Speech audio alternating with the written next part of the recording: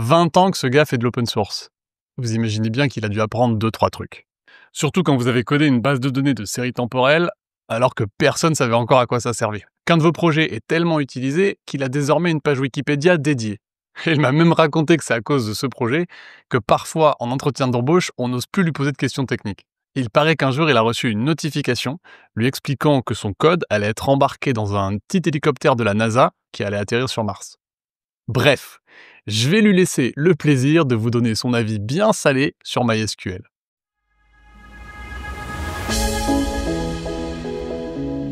La vie de tech, c'est simple. C'est eux et leur ordi. Tout est prévisible, sous contrôle. Non, ça, c'est ce qu'ils voudraient qu'on croie. Parce que la réalité, personne n'ose nous la raconter. Enfin, jusqu'à aujourd'hui. Dans Tronche de Tech, on va leur tirer les vers du nez. On va leur faire raconter leurs meilleures anecdotes. Les nuits où tout part en sucette et les bugs que personne ne comprend. Et puis, s'ils sont sympas, on les laissera peut-être se vanter de quelques réussites. Je m'appelle Mathieu Sanchez, je suis le CTO d'Akazi et je vous souhaite une excellente écoute. Salut Julien, comment tu vas ? Salut Mathieu. Bah ça va bien et toi ? Bah ouais, écoute, la forme, mois de mars, les giboulées en ce moment, donc voilà. C'est vrai.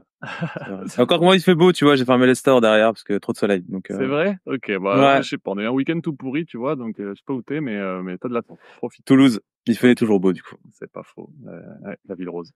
Trop bien. Écoute, bah Julien, on a préparé un peu cet épisode ensemble et il y a beaucoup de sujets. C'est vrai que t'as eu une expérience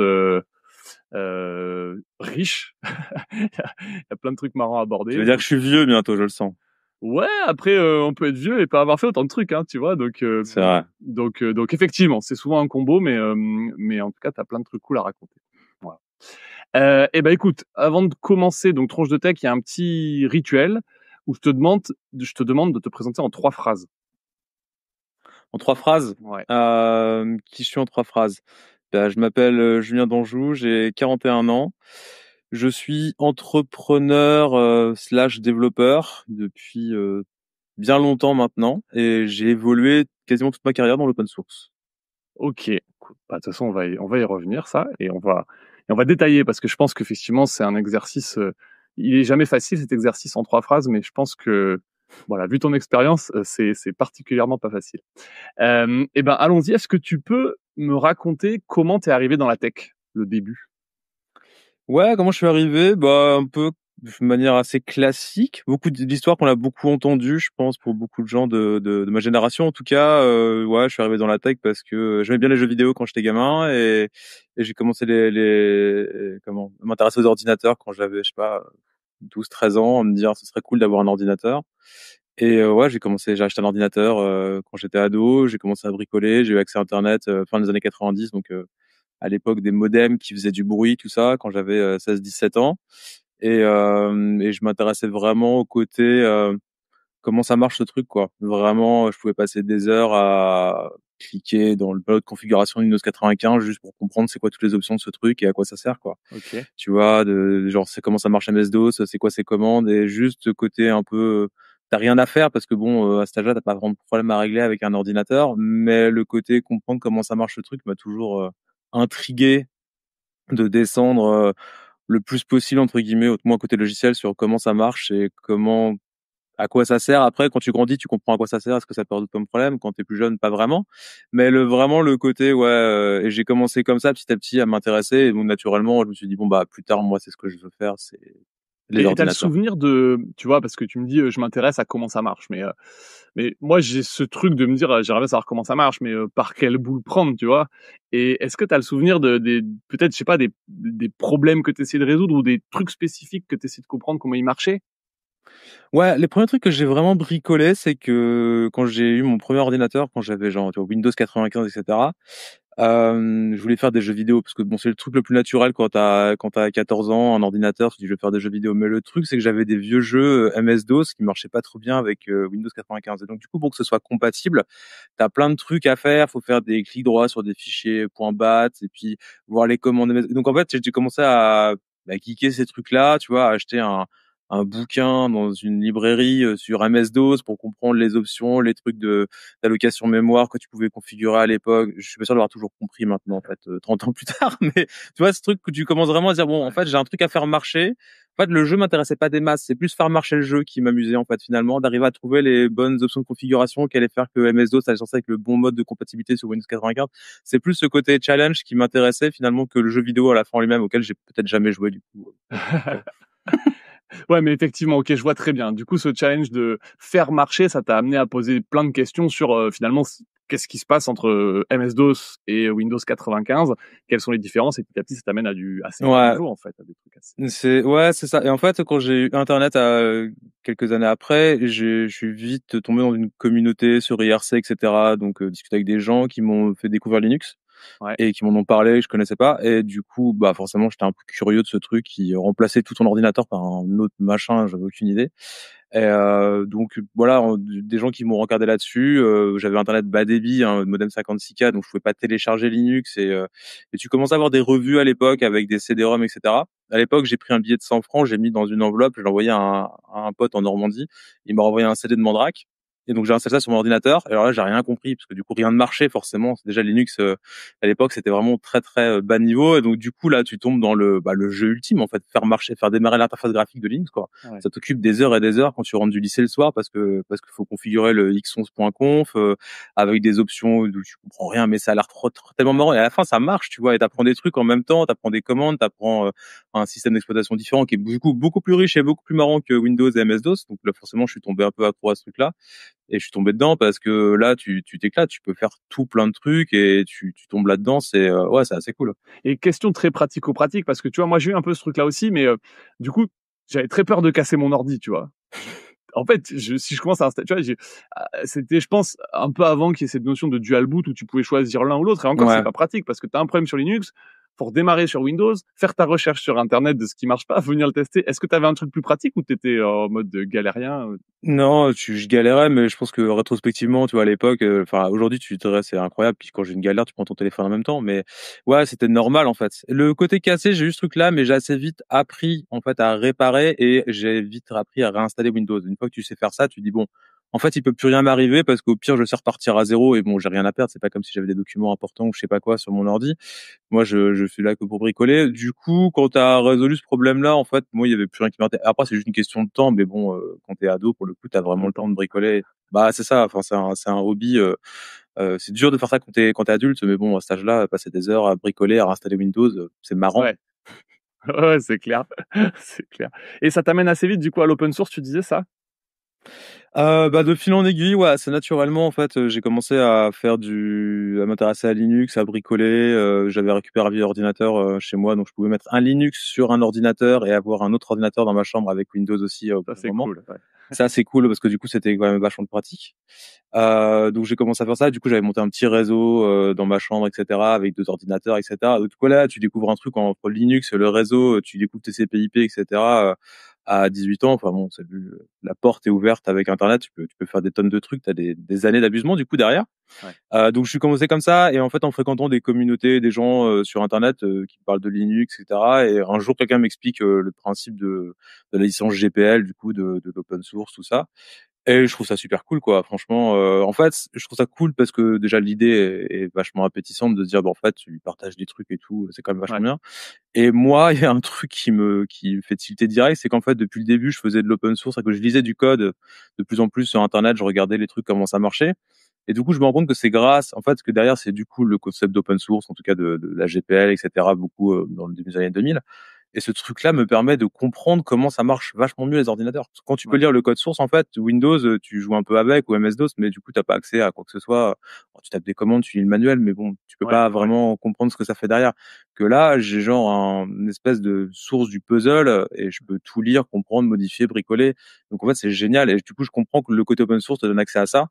Et bah, je tombe dedans parce que en fait, j'ai envie que de faire ça et j'ai envie de moi aussi de jouer. Donc du coup, je me mets à contribuer. Juste après, je commence mes études. Juste après le bac et du coup je me retrouve tout seul dans un appartement avec la DSL donc mon cerveau est connecté tu vois 18 heures par jour à internet donc c'est terminé J'ai un peu du mal à aller en cours et tout les premières années parce que j'ai tellement de trucs à faire et à découvrir que les cours m'intéressent pas. J'apprends pas grand-chose en cours en fait. C'est un peu, enfin c'est voilà, j'apprends les bases de la programmation, mais moi ça fait déjà 2-3 ans que je bricole un peu, donc apprendre les boucles et le machin qu'en première année d'IUT à l'époque, c'est pas super passionnant. Et puis bon, à l'époque, les IUT d'informatique comme je faisais, c'était les anciens IUT informatique de gestion. Donc en fait, c'était de la comptabilité à moitié et de l'informatique. Donc tu avais toute une notion d'économie, de comptabilité vraiment qui ne m'intéressait pas du tout, mais vraiment pas. Et c'était en phase de en fait finalement peut-être que l'informatique c'est pas que mais on faisait du COBOL, on apprenait à imprimer des chèques sur des imprimantes à aiguilles et je te dis ça c'était en 2000-2001 quoi. Donc c'était pas non plus donc petite latence au niveau université de transformation du programme. Donc c'était plus version années 80 je pense que 2000. Mais du coup, j'avais du mal à m'intéresser vraiment à ce qu'on faisait en cours. Donc moi, je pouvais passer des heures à bricoler du Linux, lire du code, faire des contributions upstream quand je commençais un petit peu à contribuer à des choses dans l'univers de l'open source, que je trouvais ça marrant, quoi. Tu te rappelles de ta première contrib ou pas? La toute première, pas trop. Les toutes premières que j'ai fait, en tout cas, c'est pas mal dans du Perl. Je faisais du Perl à l'époque parce que c'est ce qu'on m'avait appris. Et donc je T'avais pouvais appris comment contribuer. justement là le Perl? Perl, j'ai appris tout seul. En fait, j'ai acheté un bouquin chez Aurélie à l'époque. T'avais les bouquins traduits de l'anglais qui étaient assez cool. Donc, qui était beaucoup de Perl doc quand même dans la partie du livre, mais t'avais un peu les bases de voilà comment utiliser le langage. Et j'avais des potes qui faisaient pas mal de Perl, donc qui écrivaient du code. Je revisais des reviews de code, je faisais des contributions. Okay. Puis quand tu bosses avec des gens qui sont meilleurs que toi, c'est vraiment le truc clé dans la vie, c'est de trouver des gens comme ça, parce que du coup, tu leur envoies tes bouts de code, ils font ben non, c'est nul, t'as pas vu ça, tu vois, putain. Cool, j'ai appris un truc. Donc ça, c'est vraiment la bonne façon d'évoluer. J'ai eu la chance de tomber dans des groupes de gens comme ça qui m'apprenaient des trucs à chaque fois parce qu'ils étaient meilleurs que moi. C'était souvent leur métier, ils étaient un peu plus âgés, etc. Donc c'était des bons mentors en fait au final. Et j'ai commencé comme ça. Donc les premières contribs, c'est des trucs un peu pas vraiment, tu vois, pas des gros projets open source, mais des trucs des potes font à droite à gauche, jusqu'à ce que je fasse vraiment dans Debian, où là, je me suis vraiment mis en fait à utiliser Debian et à contribuer sur la partie en tout cas packaging. Et j'ai commencé assez tôt. C'est vraiment la distribution qui m'a plu le plus quand j'utilisais beaucoup Linux au quotidien, que j'installais des serveurs, etc. Et donc du coup, je me suis mis à beaucoup contribuer, de faire pas mal de packaging, de filer des coups de main, de faire des bug squashing parties avec pas mal de développeurs Debian, etc. Vous faisiez des sessions bug squashing en fait, on trouve les bugs. Ouais, on faisait ça. On faisait ça souvent en remote. Des fois en réel à Paris, on l'a fait dans les années 2000. Okay. Ça arrivait quand j'étais. Donc il y avait une liste de bugs et vous en corrigez le principe, c'est ça? Bah c'est un très très bon bug tracker chez Debian qui doit toujours exister. C'est pas un moment que j'ai pas regardé, mais qui était vraiment pour moi un des meilleurs systèmes qui est à base d'emails, qui est vraiment bien foutu. Et du coup t'as des centaines de milliers de bugs chez Debian qui sont ouverts parce que t'as tellement de logiciels, etc. Des fois c'est des bugs qui sont dans Debian, des fois c'est des bugs qui sont upstream. Donc le travail du mainteneur, c'est aussi de rapporter upstream, les bugs. Ça veut dire qu'ils sont sur un truc, c'est une compatibilité. Sur le logiciel. En fait, ce qu'on appelle upstream dans le contexte d'une distribution Linux, c'est le package lui-même. Du genre, par exemple, je sais pas, tu utilises Firefox. Ouais. Bah en fait, quand tu vas ouvrir un bug chez Debian, tu fais report bug, tu ouvres un bug en disant Firefox il y a tel bug et c'est au mainteneur de Firefox de chez Debian qui reçoit le bug, qui dit OK, c'est un problème de packaging ou c'est un problème de Firefox et qui doit forwarder en fait, faire suivre le bug à Firefox et gérer. En fait, le Debian se met dans une position absolument géniale et très difficile de faire l'entre-deux entre ses utilisateurs et upstream, c'est-à-dire Firefox par exemple ou LibreOffice ou GNOME, enfin ce que tu veux comme logiciel derrière. Parce que du coup le développeur Firefox, quand tu dis c'est un problème de packaging, ça veut dire quoi? C'est-à-dire c'est un problème dans la façon dont Firefox est packagé chez Debian, ouais. Chez Debian, en fait, c'est pas Firefox qui fournit les paquets, c'est Debian, en fait, t'as une armée si tu vois pas comment marchent les distributions Linux, petit cours rapide, en gros, les distributions Linux sont faites par des gens qui maintiennent des paquets. C'est-à-dire qu'en gros, t'as plein de logiciels open source, mais il faut les rendre installables facilement, gérer les versions, la compatibilité, etc. C'est le boulot des mainteneurs. Et en général, chez Debian, t'as une équipe ou un mainteneur qui est assigné à un paquet. Et c'est lui qui gère en fait le report des utilisateurs, qui lui dit ça marche pas, etc. Et c'est à lui de voir s'il doit faire suivre derrière le problème upstream, c'est-à-dire au développeur du logiciel lui-même. Une fois le mainteneur est pas compétent, c'est pas son logiciel. Puis quand c'est un bug dans Firefox, bon courage. Ou se dire ah non, c'est juste t'as un problème d'affichage d'icônes, c'est parce que j'ai oublié de mettre l'icône dans le package ou genre de trucs, tu vois. C'est assez basique. Donc ça sert vraiment comme ça. Donc c'est quand même un gros boulot selon ce que tu maintiens. C'est vrai que maintenant il y a de plus en plus, en tout cas depuis 10-15 ans, des équipes qui maintiennent les paquets et puis des individus parce que plus Linux a grossi et les distributions ont grossi, plus le nombre d'utilisateurs a grossi, plus ça devenait compliqué d'avoir un individu sur un paquet qui se déroule tout seul. Puis t'as des problèmes après de gestion de gens qui font des blocages. Enfin, c'est des humains après, donc il y a plein d'histoires d'humains compliquées, mais qui peuvent se provoquer. Donc voilà, t'as de ce côté-là, mais c'est un vrai taf. Voilà. Donc j'ai commencé à faire ça moi du coup de mainteneur de paquets que j'utilisais. En fait, le meilleur truc à faire en open source quand tu sais pas quoi faire, c'est de contribuer à le truc que tu utilises, quoi. Donc moi j'utilisais, j'en sais rien moi, un lecteur de MP3, il était pas dans Debian, je me dis je vais le packager, quoi, trop bien. Et donc je devenais mainteneur de ce truc-là, et donc des fois je corrigeais des bugs sur le logiciel si j'en étais capable, sinon je le faisais suivre. Et même quand tu fais ça, en fait, t'apprends des trucs. Même si tu fais pas ce plat, en fait, t'as le mainteneur qui dit oui, c'est un bug ici, tiens, voilà un patch. Du coup tu vois un peu de C passer, tu fais ouais, ok, j'ai compris, t'as un point d'allocation mémoire machin, c'est marrant. Ok, bon, c'était pas si compliqué finalement. Bon, le mec ça veut regarder pas moi. Donc t'apprends beaucoup de choses comme ça en faisant ce genre de trucs finalement. Donc c'est un bon Oui, truc, parce que j'ai fait ça pendant pas mal de temps. ouais, tu communiques entre les deux parties, et du coup les deux parties ils t'aident un petit peu, et c'est là que tu apprends des trucs. Mais je savais pas du tout ce truc, tu vois. Moi j'avais le sentiment moi je pensais qu'en fait c'était Firefox qui se débrouillait pour rendre son truc compatible pour toutes les plateformes. En fait c'est pas le cas. Non, il doit faire le côté compatibilité dans le sens où tu dois écrire du code qui va compiler sur toute la plateforme, etc. Mais après, le fait de le mettre en boîte, de gérer, si Debian fait des releases tous les 1, 2, 3 ans, ça dépend à chaque fois, parce que ça sort quand c'est prêt. Mais pareil chez Ubuntu, qui ont des cycles plus réguliers de 18 mois, je crois. Mais du coup, t'as ce côté où en fait, c'est pareil, ils choisissent quelle version ils vont mettre, donc ils doivent les packager. Et quand t'as une version qui est en genre LTS, par exemple, c'est leur boulot, et c'est aussi le boulot que font des boîtes comme Red Hat, par exemple. Tu dois avoir typiquement des gens qui maintiennent et qui gèrent les bugs de ces versions-là, et qui les corrigent pour les clients quand c'est une distribution comme Red Hat, ou pour les utilisateurs quand c'est des distribs comme Debian. Ok. Et alors, question polémique, c'est quoi la meilleure distrib Linux? Je sais pas. Alors, j'avoue, ça fait un moment que j'ai plus les pieds dedans. Ça fait une dizaine d'années que j'ai arrêté de faire du Debian, mais je pense que ça dépend ce que tu fais. Moi, j'aime beaucoup Debian. Je trouve qu'ils ont une très bonne éthique, etc. Le problème de Debian pendant longtemps, ça a été le côté très lent, mais c'est côté aussi très, c'est que des bénévoles, et c'est que voilà. Donc forcément, je pense qu'Ubuntu a un bon compromis entre le Debian, la techno de Debian, on va dire, qui est quand même assez cool au niveau gestion des packages, etc. Et le côté un peu commercial, du coup, si besoin derrière, et la techno, c'est comme la base de beaucoup de trucs Ubuntu, et je pense que à juste titre. Je pense que c'est la reste les deux grosses distribs maintenant au niveau commercial, c'est Ubuntu et Red Hat. Alors je suis pas du tout, j'ai jamais été fan de Red Hat, et pourtant j'y ai bossé, donc désolé, mais la distrib, le packaging, RPM, etc. J'ai jamais été fan des outils, du package. Il y a rien qui m'a vraiment plu. Il y a un côté en termes de développeur expérience, ou en termes de... Ouais, en termes de tout. Il y a vraiment, la techno est pas folle. Alors après, moi, ça fait un moment que j'ai pas regardé non plus, mais en tout cas à l'époque la techno était pas folle des RPM. Comparé vraiment à Debian où t'avais plus un côté excellence technique dans ce truc-là. Le côté RPM avait plus un côté très pragmatique, donc voilà, où ça chip, etc. Mais il y avait beaucoup de trucs que tu retrouvais dans le système de Debian de package, est vraiment hyper puissant et depuis très longtemps.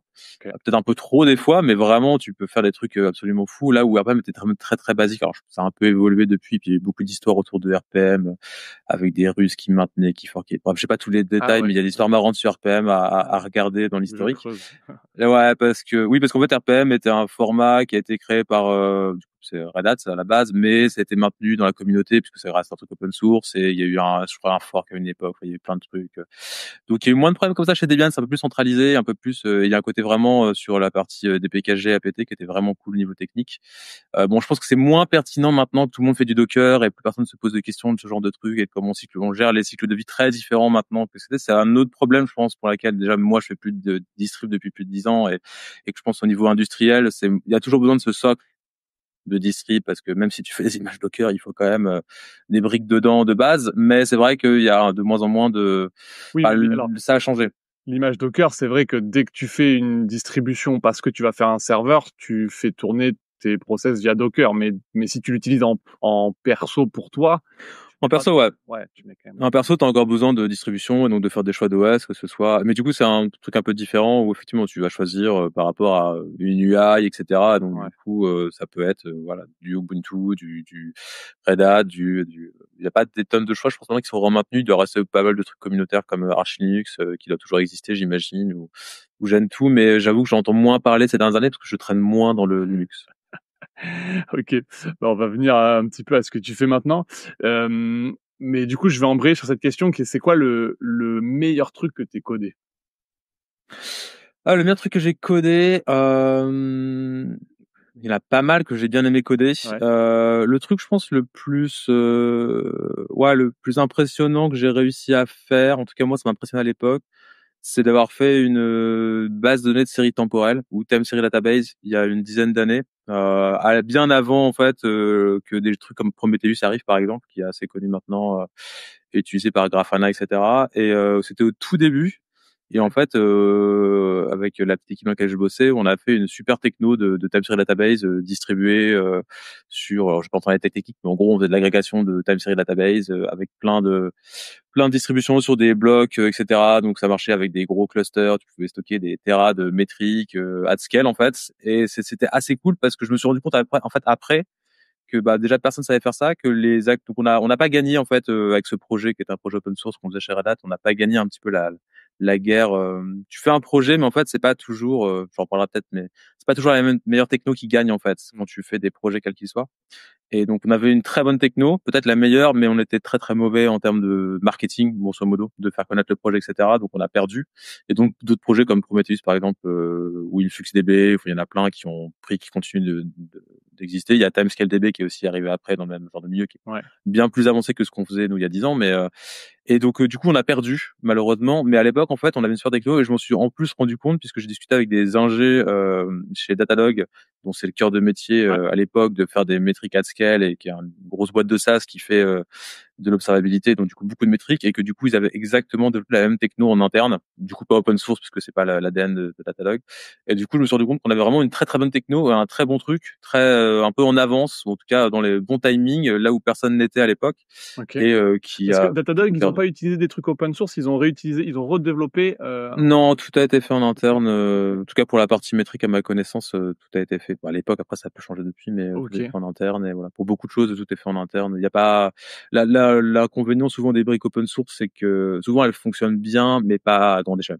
C'est Ouais. Oui, que oui. l'échelle, c'est souvent l'échelle de. C'est-à-dire que toi, tu vas prendre n'importe quelle brique, tu vas dire bah si ça marche, oui, mais à ton échelle à toi. Mais quand Oui, tu oui. voudras gérer 1000 boîtes de ton échelle dans un seul système, plus compliqué. Donc le multi-tenant, la scalabilité, souvent, pas toujours, mais ça peut être un Ok. problème. Ça dépend Non, du mais dès que tu contexte, arrives mais à très, enfin, quand on dit à grande échelle, c'est vraiment à très grande échelle, quoi. C'est. oui, c'est pas 3 serveurs, c'est genre, Ouais. tu commences à avoir un millier de serveurs et tout, bah, du coup, il y a beaucoup de solutions open source. En vrai, elles sont pas faites pour ça, hein. C'est pas grave, c'est pas une critique, c'est cool, mais du coup, tu dois faire d'autres compromis. Donc, ça peut te donner des idées, ça peut te faire des trucs, mais tu vas faire d'autres compromis pour passer à l'échelle, souvent, qui sont pas les mêmes que les projets open source, qui sont des projets pour petite échelle, ce qui est très bien. Et tu dirais, qu'est-ce que c'est tu vois, entre une base de données classique et une base de données temporelle, en fait, c'est quoi les, je sais pas, est-ce que tu arrives à me donner deux, trois éléments clés qui font enfin, que tu dois adapter par rapport à une DB classique? Parce que c'est Ouais, la data. ouais, grosso modo, bah, la grosse différence, c'est quand tu fais des bases de données classiques, en général, tu as des données, mais qui sont souvent, si tu prends une base de données genre SQL, relationnel classique, tu as des tables, des colonnes, des lignes, etc. Donc, c'est un peu un tableau Excel. Là, c'est le même principe pour les bases de données relationnelles. Le problème, c'est que tu as souvent beaucoup d'entrées. C'est-à-dire qu'en gros, tu vas faire des relevés de sondes, par exemple, toutes les minutes, toutes les secondes. Donc, tu as énormément d'entrées qui ont souvent la particularité d'être toutes numériques. C'est-à-dire qu'une base de données, tu vas pouvoir stocker des dates, des chiffres, du texte, ce que tu veux. Ouais. Là, tu vas stocker essentiellement en fait deux choses. Des timestamps, c'est-à-dire quelle heure il est, ben, où est-ce qu'on est dans le temps, et c'est quoi la valeur.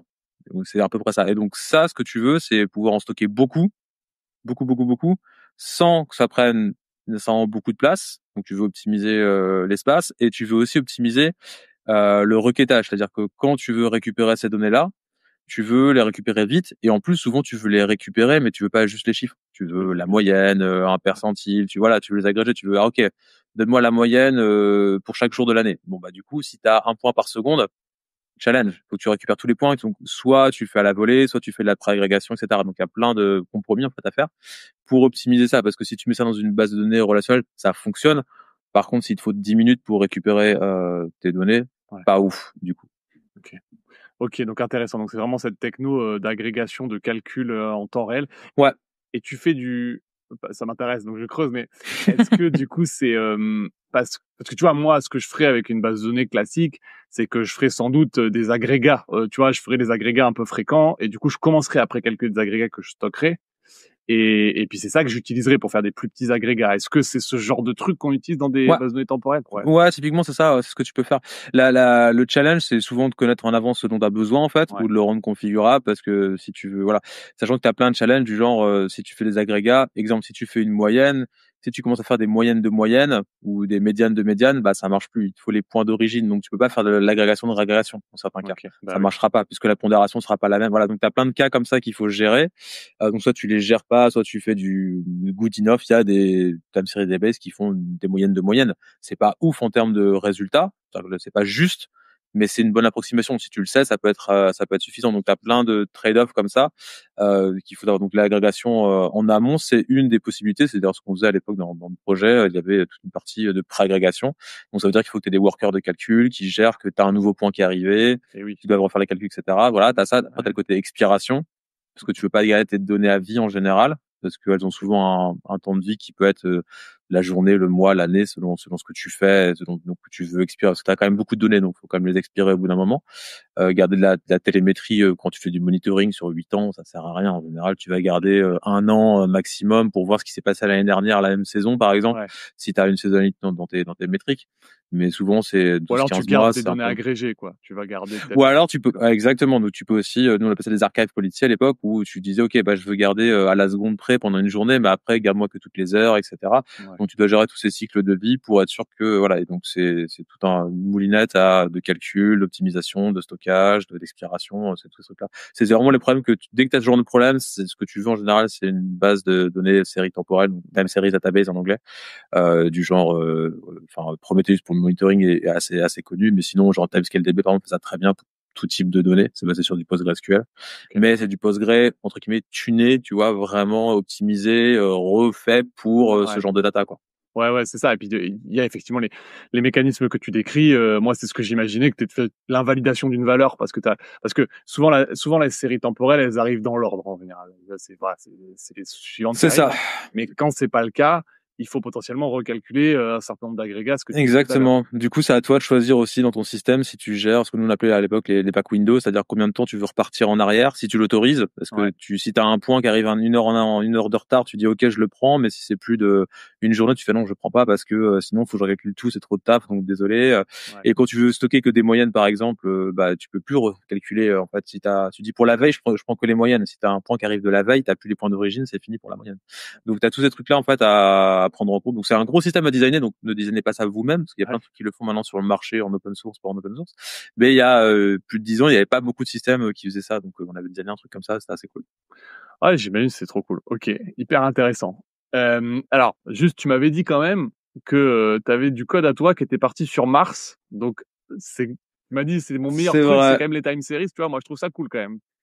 Ouais, c'est vrai, mais j'étais moins acteur, tu vois, du truc de Mars. En fait, c'est pour l'anecdote, c'est j'ai oublié le nom de la sonde qui a été envoyée sur Mars par la NASA il y a pas une dizaine d'années. Non plus, ça me revient plus. Il y en a eu plusieurs, mais je te retrouverai laquelle c'est. Okay. Et bref, il se trouve que GitHub donc j'ai beaucoup de code sur GitHub, j'ai construit beaucoup de projets qui sont hébergés sur GitHub avec les années. Il se trouve que GitHub a fait une analyse du code qui a été envoyé dans la sonde et qui a été envoyé sur Mars. Et en fait, a filé des badges à tous les développeurs qui avaient du code qui était contribué. Donc comme j'ai fait pas mal de code dans Python et dans des bibliothèques Python et qu'il y a du Python sur la sonde, je me suis retrouvé avec le badge.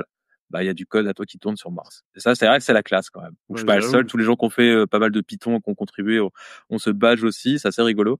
Mais du coup ouais, tu te dis qu'en fait t'as quand même un truc que t'as fait en open source. Tu vois à l'époque c'est peut-être un truc que j'ai dû faire sur mon temps libre et que en fait a quand même une incidence où t'as des gens qui l'embarquent dans un petit robot qu'ils envoient sur Mars. Donc c'est assez marrant. Ouais, j'avoue, bah c'est incroyable. Tu vois vraiment l'impact de tes contributions que tu vois pas toujours de manière aussi. Ouais, et puis l'avantage de l'open source, c'est que tu peux arriver à avoir des trucs. Quand c'est la NASA, c'est rigolo. Bon, ça m'arrive aussi d'apprendre un jour que j'ai écrit un window manager il y a une quinzaine d'années qui existe toujours, qui s'appelle Awesome, Awesome WM. Windows Manager, tu peux expliquer ce que c'est? Ouais, pour ceux qui font pas de Linux, Window Manager, c'est le truc qui gère les fenêtres sous Linux. En fait, le système d'affichage de Linux est assez basique. Il est très vieux des années 80. Enfin, il change maintenant depuis quelques années parce qu'il a évolué, mais le système X11 qui est des années 80, en fait, affiche des fenêtres à l'écran, mais ne les gère pas. C'est-à-dire qu'en gros, il n'y a pas de barre en haut pour les déplacer, il n'y a pas tout ça. Ça, c'est le boulot du Window Manager. Donc, c'est un autre programme. C'est pour ça qu'il y a plein de Window Manager là où macOS ou Windows, en général, il y en a qu'un, c'est le truc par défaut de l'OS. Et donc, il y a depuis les années 80 des tas de window managers qui existent et les plus connus vont être, ça doit être GNOME, KDE sous Linux, qui sont assez anciens, qui existent depuis très longtemps. Moi, j'ai Mais c'est un autre truc. X11, c'est la même chose, ça a été renommé en X. C'est ça. En fait, c'est le nom du protocole réseau, parce que c'est un protocole réseau qui permet d'afficher même à distance. Même pas, plus personne ne fait ça, mais en fait, tu peux afficher à distance avec X. Donc, tu peux faire tourner une application locale et l'afficher sur un autre ordinateur. Dans les années 80, tu pourrais faire ça déjà. C'était le cloud avant l'heure, mais ça s'appelait pas comme ça.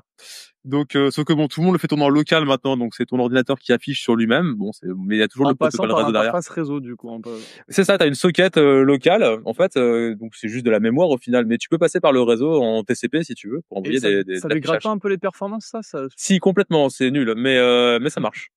Non, c'est vraiment, t'as une latence de fou et en plus c'est pas du tout optimisé pour. Enfin, les trucs qui sont arrivés bien après, comme tu vois des TeamViewer, des VNC, etc. de vue à distance sont bien plus efficaces parce qu'ils envoient tout l'écran compressé, etc. en vidéo. Mais ça n'a plus rien à voir. Celui-là, c'est les TX80, c'est vraiment, t'envoies le truc brut à dessiner à l'écran à un autre ordinateur. Donc ouais, du coup j'ai créé un window manager. Bref, concours de circonstances, je trouvais rien qui me plaisait. J'ai fini par prendre un projet open source et en faire autre chose et en faire Awesome. Et un jour un contributeur de Awesome m'envoie un mail et me dit mais tu sais que ton truc est utilisé dans les Kindle. Je fais comment ça? Il y a un modèle de Kindle chez Amazon. Je sais plus quel modèle c'est. C'était il y a plus de 10 ans. Dans lequel ils ont intégré Awesome. Et en fait j'ai creusé le truc. Amazon a outsourcé un développement sur un modèle de Kindle à une boîte. Je sais plus dans quel pays, un pays d'Est, il me semble, et qui a repris en fait le code de Awesome et l'a transformé pour faire le gestionnaire de fenêtre du Kindle en question. Donc truc assez marrant. Donc là, c'est un peu le truc où tu fais genre ah oui, c'est moins rigolo du coup quand c'est Amazon ou une boîte derrière qui reprend ton code pour ça. Donc quand c'est la NASA, c'est marrant. Là, tu fais genre bon, et ils auraient pu quand même filer, je sais pas, un ordinateur ou un petit c'est clair, hein, c'est le côté un peu ingrat de l'open source des fois. Ouais, ça malheureusement parfois ça t'arrive. Ouais. Ok. Attends, je revenais, j'avais juste une question qui popait là sur le robot et le Python. Je sais pas si tu sais, mais du coup, tu sais, sur les systèmes embarqués, quand même, t'as ce truc d'avoir surtout pas de la latence, pas de. Donc, le Python, c'est un langage qui est garbage collecté. En fait, c'est un langage où la gestion de la mémoire, elle est pas efficace. En tout cas, elle est développeur friendly, mais elle est pas forcément performante. Du coup, je suis surpris de me dire qu'il y a du Python sur un robot sur Mars qui doit être hyper. Ouais, je sais pas à quel niveau. Après, la latence de Python, pas forcément. En fait, ça dépend. Je pense que t'as besoin. Le truc, c'est que à ma connaissance, et je ne suis pas expert du domaine, donc les gens mettront dans les commentaires les bêtises que je raconte. Mais le fait est que t'as beaucoup de côté asynchrone. En gros, de ce que j'ai cru comprendre de comment marche ce genre de truc, c'est qu'ils envoient des commandes qui sont exécutées, mais t'as de la latence et puis t'as des pertes de signal parce que les rotations de Mars, de la Terre, ce que tu veux. Ouais. Du coup, t'envoies des commandes qui sont exécutées et tu récupères le résultat. Donc, je pense que le côté, si tu veux, latence ou autre, déjà la latence du signal doit être énorme, ça doit être en secondes pour atteindre Mars, si c'est pas en minutes, j'en sais rien.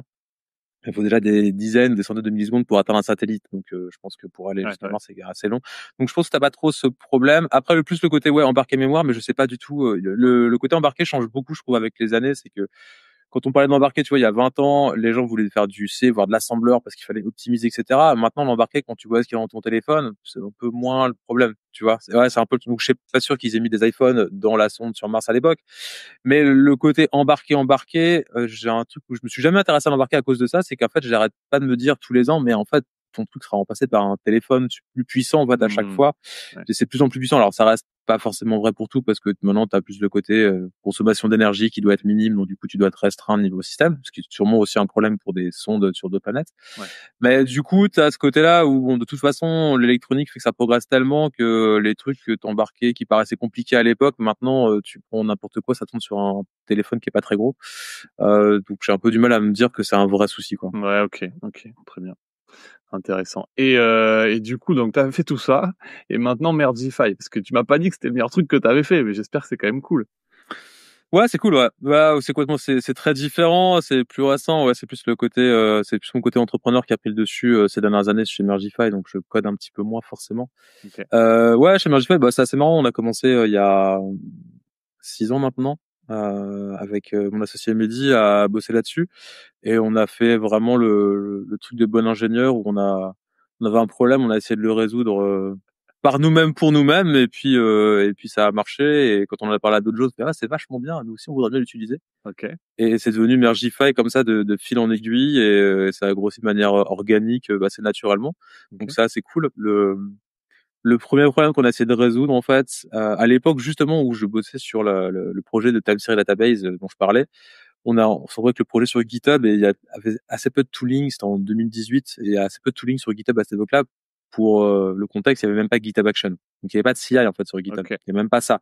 Donc nous on bricolait avec Travis à l'époque, il y a beaucoup de gens qui faisaient du Circle CI, sinon du Jenkins, d'autres trucs, parce qu'il y a pas GitHub Action quoi. Tu pouvais juste gérer ton code en fait, et puis regarder les différences, et puis ce genre de trucs. C'est ça, tu fais en gros le pull request quoi, et c'est à peu près tout ce qu'il y a. Donc à l'époque GitLab paraît très en avance, parce qu'ils ont déjà un CI. Enfin les gens rigolent, mais GitHub, haha, c'est nul. On fait du CI sur GitLab. Bon, depuis ils ont un peu rattrapé leur retard chez GitHub. Et nous on se retrouve dans une situation, donc ça on n'a pas de CI, mais ça on se débrouille.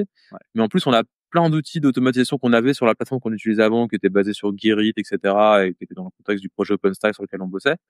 Et là, on n'a plus rien. Du coup, en gros, je me dis, fais un petit script Python qu'on fera tourner quelque part, qui nous fait typiquement des rebase automatiques quand les pull requests sont pas à jour. Parce qu'un des problèmes qu'on identifie assez vite, c'est que quand tu as plusieurs développeurs qui bossent en même temps, le problème de base, c'est tu vas faire ta pull request, tu fais tourner ton CI, ça marche.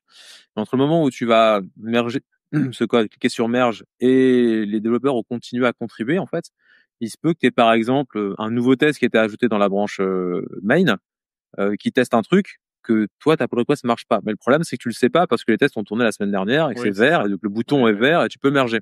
Ouais. Donc tu as vraiment ce côté drift entre toi, ta paire, tu dis qu'elle marche à un instant T, mais en fait entre-temps main continue d'avancer. Ouais.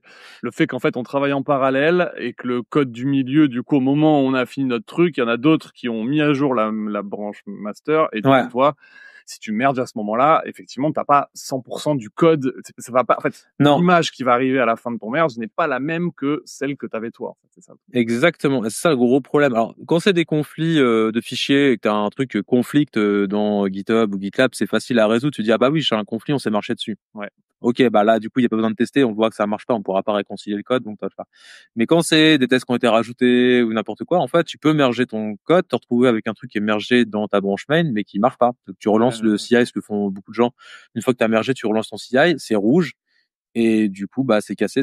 Et si personne, en gros, si le développeur fait pas genre, ah, c'est cassé, c'est moi qui l'ai cassé, parce que ton CI est cassé une fois sur deux, parce que voilà, c'est tous les problèmes de gestion de CI ou de flaky test ou machin, il faut, c'est sûrement pas moi, je sais pas.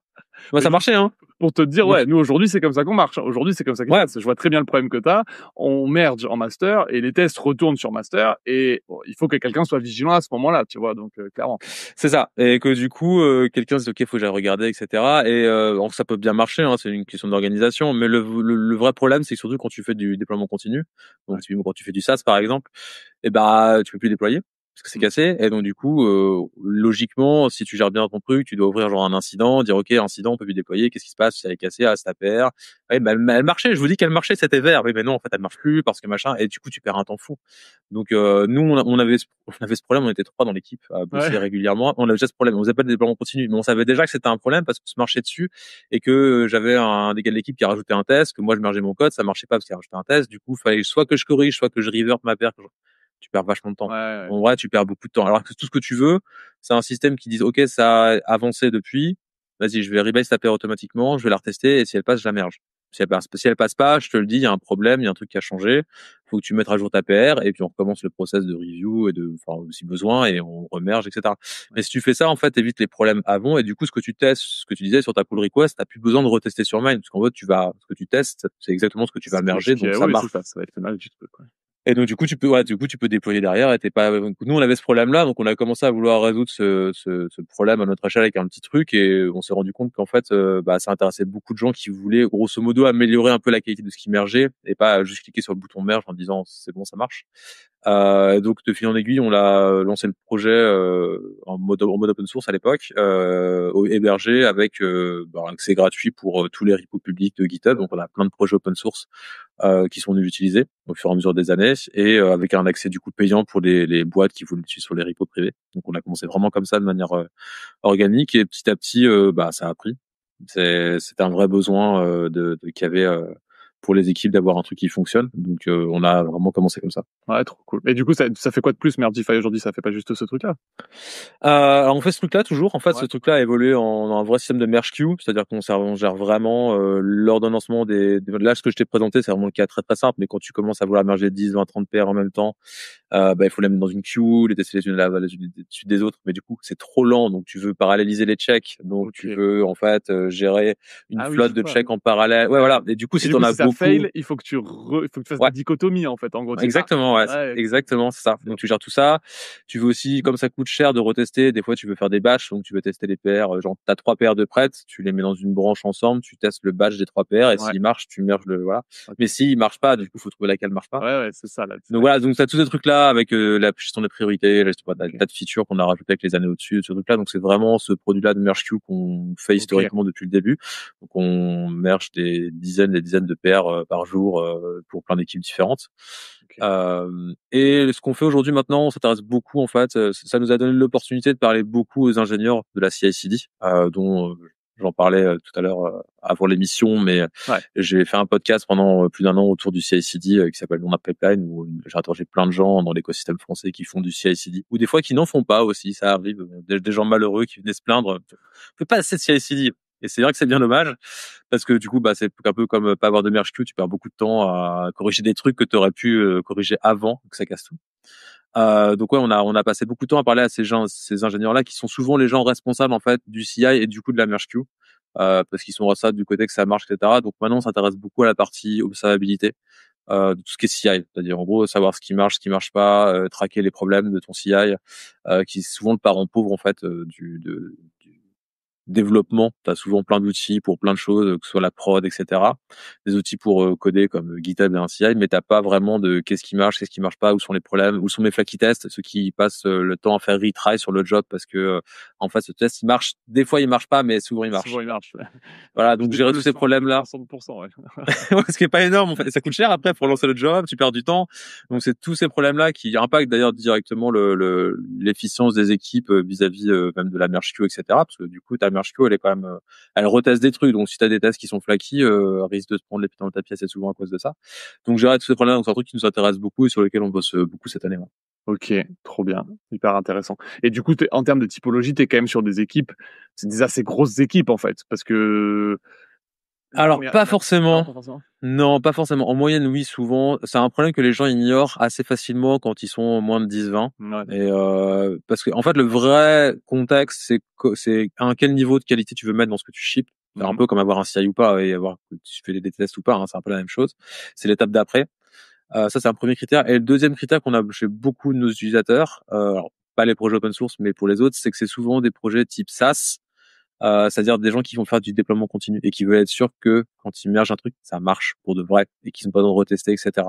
Et ça, c'est un pattern qu'on voit souvent. On a beaucoup de boîtes qui viennent chez nous avec justement ce problème de dire, bon, en fait, souvent ça marche, mais des fois non. Et quand ça marche pas, on perd un temps de dingue, en fait. Ça, tout le monde est frustré parce que tout est bloqué. Il faut qu'on trouve le problème ou qu'on vienne en arrière. Du coup, le développeur, il est pas content parce qu'il revert. Puis des fois, revert, entre le moment où tu merges un truc, ça casse main, mais en fait les autres paires sont toujours vertes, donc elles peuvent aussi être mergées, donc elles sont mergées, mais ça, et en fait tu te retrouves avec un infernal.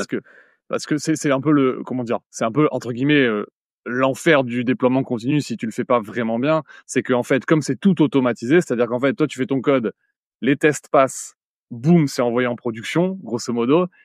Si tu vois, alors peut-être tu passes en staging, il y a encore des tests auto, et bref. Mais tout ça, quand c'est automatisé, effectivement, ce problème que tu décris, il est très clair. C'est-à-dire que tout d'un coup, la file d'attente, elle s'empile, il y a tout qui part, et en fait, ça fait déjà trois PR qu'il y a des problèmes, quoi.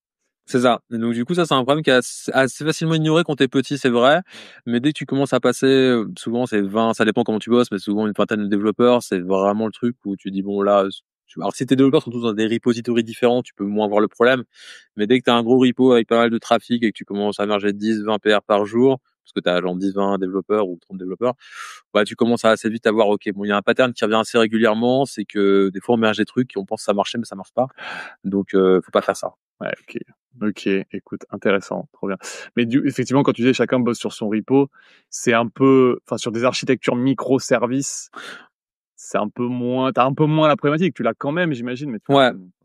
Bah, tu l'as un peu moins. Après, tu as une autre problématique quand tu fais ce genre d'architecture, c'est qui est pas lié du coup à la merge queue, mais plus au CI, c'est ton service marche à un instant T, et si les autres services continuent d'avancer et lancent pas tes tests à toi, voilà, donc tu as ce côté souvent un peu contrat entre les microservices, de dire non mais voilà, c'est le contrat, c'est celui-là, c'est une API, etc. Mais vu que t'as pas de test entre toutes les briques, souvent c'est un endroit où il manque des choses. Tu peux l'avoir, hein, tu peux lancer les tests de toutes tes dépendances, par exemple, si tu les connais en avance. Mais bon, si tu les connais pas, bah c'est plus compliqué. Donc t'as ce côté un peu, c'est un compromis en termes de vélocité souvent où tu peux avancer seul très vite parce que t'es un peu isolé dans ton truc, mais du coup tu peux aussi casser les autres à côté sans le voir, sans savoir, parce que si t'as pas leur suite de tests, ce qui est pas toujours faisable, etc. Donc voilà, ça c'est pareil, ça dépend des équipes.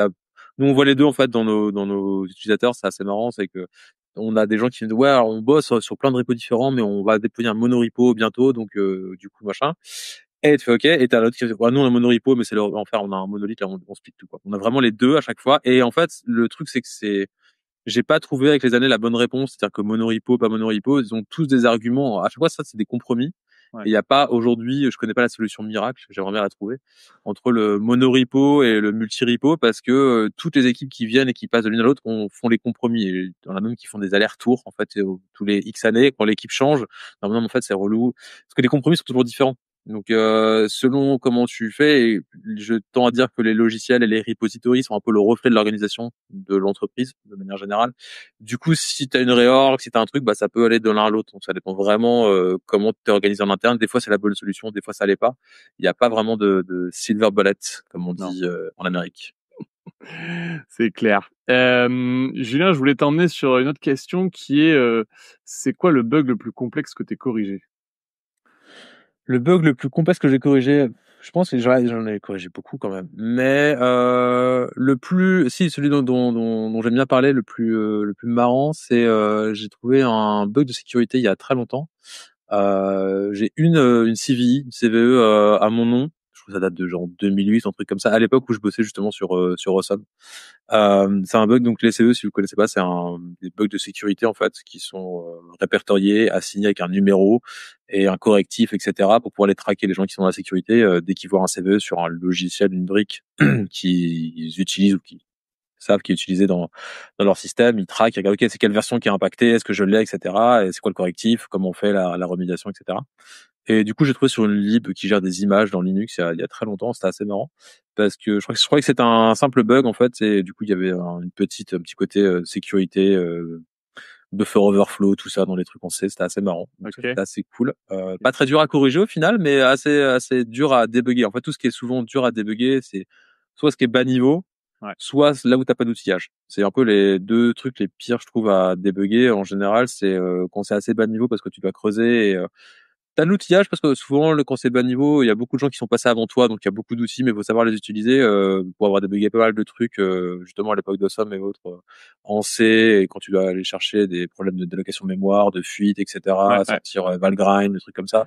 C'est pas trivial, quoi, et tu Non, passes beaucoup de temps à chercher une aiguille dans une botte de foin, souvent, mais ça demande beaucoup de réflexion, enfin, c'est pas évident. ouais. Mais au moins, t'as l'outillage, donc ça, c'est plutôt cool. Et là où c'est vraiment relou, c'est quand tu dois débugger des trucs et que t'as pas d'outillage et que tu dois creuser la tête, etc. Souvent, mon premier réflexe, c'est de faire de l'outillage pour arriver à débugger. Et quand tu dis, c'est quoi Les l'exemple concret où t'as pas d'outillage, justement? C'est quand t'as pas assez, ça dépend de ce que tu fais, mais en fait, typiquement, moi, aujourd'hui, quand j'ai pas assez d'outillage, c'est genre, t'as pas assez d'infos, donc t'as pas assez, genre, de logs qui vont te dire ce qui se passe. Ouais. T'as pas d'outils qui te permettent de voir, d'introspecter, en fait, tes données à un instant T pour comprendre dans quel état t'as évolué et pourquoi t'as déclenché ce bug. Ok. Ça peut être un bug qui arrive, et du coup, ouais, t'as aucun log ou t'as Ouais, c'est c'est parce une que tu peux pas exception le qui a attrapé. reproduire aussi. Ouais. Tu peux pas le reproduire, ça c'est juste horrible. Voilà, ça j'en ai eu pas mal. Le truc que tu peux pas reproduire et en fait juste ça marche. Il y a assez peu de bugs finalement. Je suis assez content parce que je pense qu'une métrique d'un bon développeur, c'est combien de bugs tu laisses passer en fait. Tu sais dans ta carrière, genre je sais pas celui-là je laisse tomber.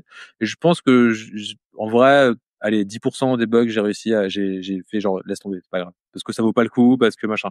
Mais je pense que 90% des trucs, même si ça m'a pris beaucoup de temps, tu sais tu sens le truc, tu sais pas normal. En fait souvent tu te dis oh, bon c'est pas grave en fait et le c'est pas grave te retombe sur la tronche 6 mois Oui, après oui. en disant oh ok je viens de capter et en fait c'était grave tu vois et c'est pour ça que j'ai tendance à pas laisser les trucs mais c'est plus ouais, c'est aussi peut-être une hygiène de vie de se dire ok attends ça va Hmm. me retomber sur le coin de la tronche au bout d'un moment donc je pense qu'il y a assez peu de bugs que j'ai laissé passer même si c'était compliqué et que des fois tu perds beaucoup de temps pour Ouais. juste une putain de virgule qui manquait à la fin de la ligne, quoi.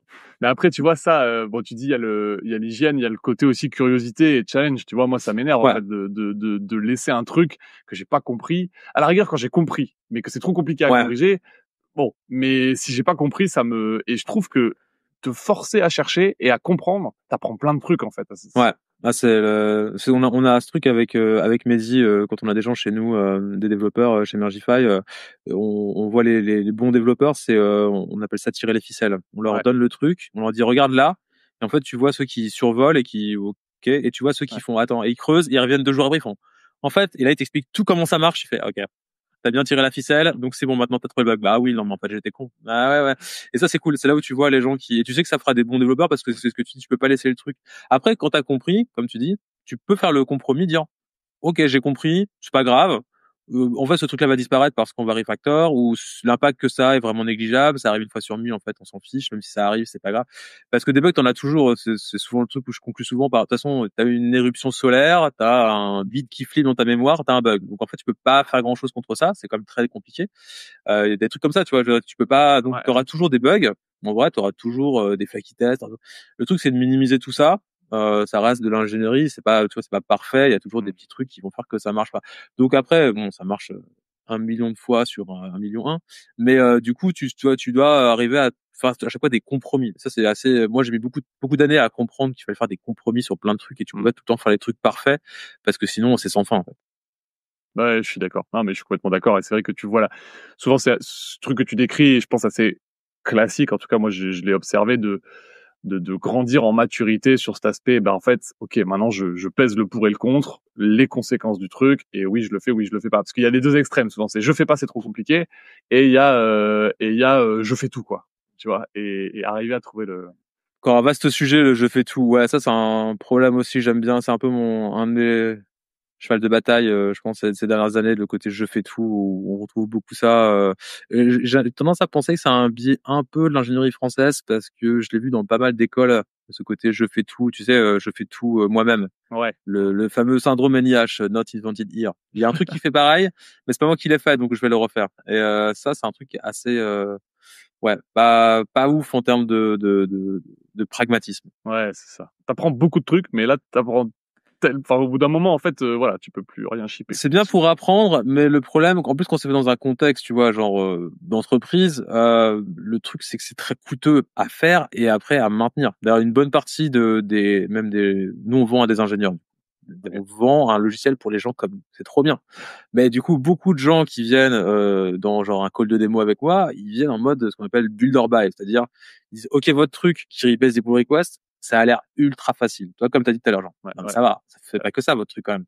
Et donc je vais leur dire non, c'est pas que ça. Je vais t'expliquer en fait pourquoi tu crois que c'est facile et pourquoi que c'est pas facile. Je suis obligé de faire ça, alors de moins en moins avec les années parce que le produit est de plus en plus complet. Mais au début, on me note voilà tout ce qu'il faut que tu fasses, ce que tu as dit tout à l'heure, en fait, genre, et faut bisecter après, il faut retester, il faut faire les checks en parallèle. Et tu sais que des fois GitHub il fait des erreurs 500. Donc juste et tu sais que ouais, tu commences à balancer comme ça et du coup l'ingé commence à se faire ah ouais, je pourrais le faire, mais ça va être très très long en fait. Je vais peut-être plutôt acheter le logiciel, ça va être plus rapide. Je pourrais faire autre chose parce qu'en fait, souvent tu es dans un contexte où c'est pas ton métier en fait. Ton métier c'est juste de faire un logiciel de gestion de paye ou de gestion d'immobilier, je sais pas, tu vas te faire autre chose et pas de faire un outil qui gère des pull requests en fait. Ça c'est notre métier. Ouais. Et donc c'est un peu ce côté-là où des fois les ingés, j'ai vu dans ma carrière des boîtes d'ingés qui faisaient des trucs qui n'avaient rien à voir avec leur cœur de métier quoi. Et limite qui savaient pas c'était quoi leur cœur de métier parce que tu vas te dire elle fait quoi ta boîte? Je sais plus trop ce qu'on fait. Par contre, moi, je m'amuse bien à maintenir un système de configuration automatisé de Ubuntu, tout écrit en Python, que j'ai fait moi-même avec mes potes qui sortent d'une école où on a tout appris à coder nous-mêmes. Waouh les gars, mais j'espère que le N plus quelque chose, c'est pas ça parce que là, il va pas être super. Bon, ça marche après votre truc, c'est pas le sujet, mais ça coûte cher pour un truc qui existait déjà. En fait. Ouais, mais t'as la problématique aussi des fois du N plus quelque chose qui est très loin de la tech et qui a pas du tout conscience de tous ces enjeux, tu vois. D'où je pense l'intérêt en tant que dirigeant quand même de comprendre un peu la tech parce qu'en fait c'est vrai que ce que tu dis, ce truc-là, moi je l'ai vu plusieurs fois. Je pense que on a cette tendance à sous-estimer la complexité d'un problème en se disant bah c'est bon je le développe.